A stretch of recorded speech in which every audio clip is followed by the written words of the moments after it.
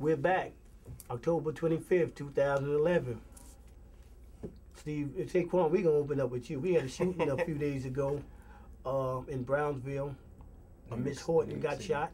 New York City, Brownsville, New York.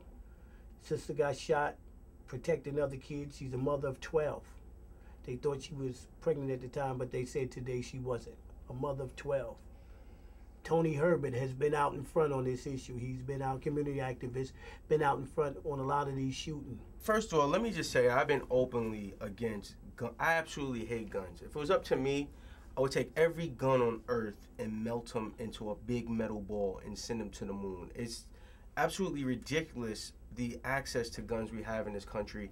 And at this point, I can't even blame the kids who are shooting people. It has to go higher than that, Norm. It has to go to the legislation and being involved.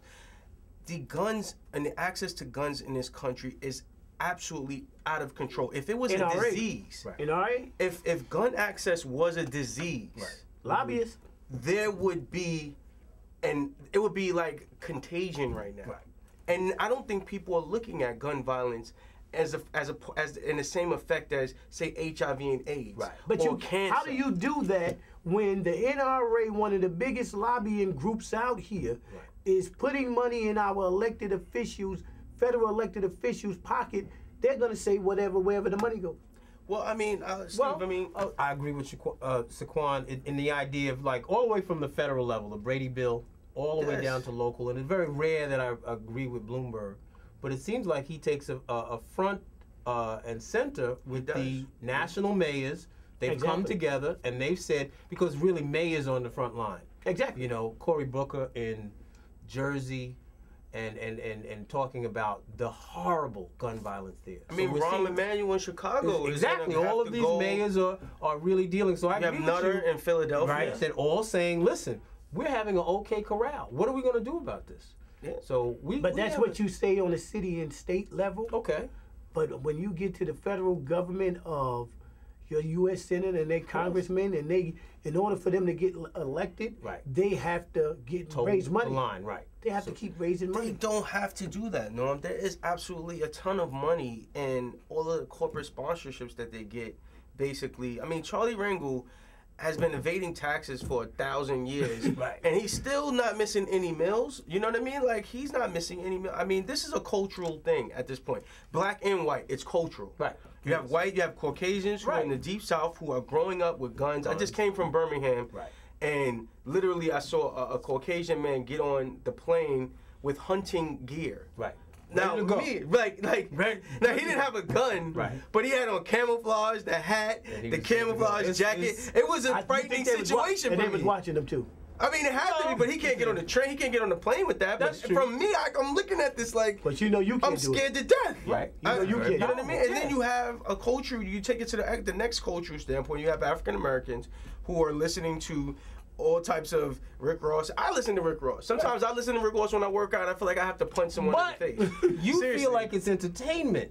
Yeah, but no, it really affects me. It does. The music does. It does, and I can't. Here's the issue. I mean, I think a few years ago when it was Elian Gonzalez, something about Castro said about our children that it was very powerful. You may not like Castro, but he said when our children sent to school, they come home.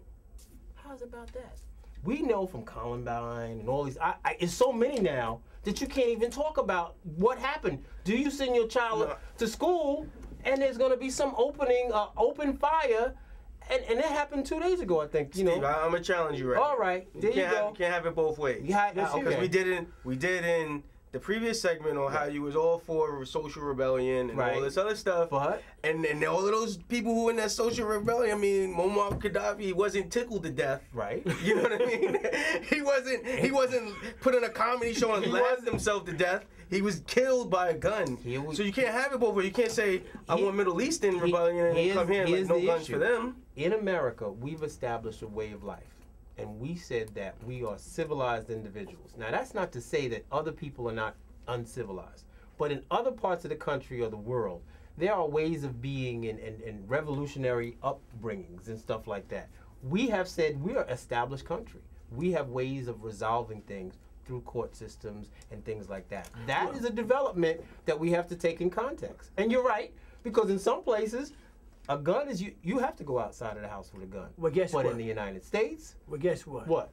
In this court system today, the 3 young men that they caught today, Right. we're going to tell you something. They did get caught. They'll be in court in a little while, and we're Right. going to go down there and possibly get this here going. Right. And see what happened with these kids. It's going, it's going to be a lot of press because this issue has been a major issue. And we'll follow up with that. So we're going to come back. We're going to close out with this. We're going to follow up with that. We're going to play ABC News speaking about the NYPD capture, right. capturing these 3 young kids. I think 2 of them was brothers, and it's supposed to be a cell phone issue. Yeah. We'll be right back after a brief message from our sponsors.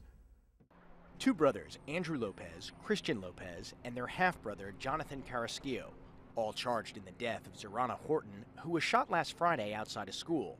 Police say Andrew Lopez implicated himself in the crime. He's made statements that he fired his weapon from the rooftop. Andrew's brother was involved in a fight on the street. Andrew went to the rooftop in some form or intending for some sort of retaliation. Andrew Lopez and Jonathan Carrasquillo are facing charges that include second-degree murder, felony assault, criminal possession of a firearm, and reckless endangerment. Christian Lopez is charged with criminal possession of a weapon, in this case, a baseball bat. Well, my sister will be finally resting in peace, and my mother will be in peace too. All of us will be in peace. This is what we've been waiting for. God, we come together tonight, God, thanking you for the life of our dear sister, God. Family and friends held 2 separate vigils for Horton, one at the supermarket where she was killed, the other outside her home.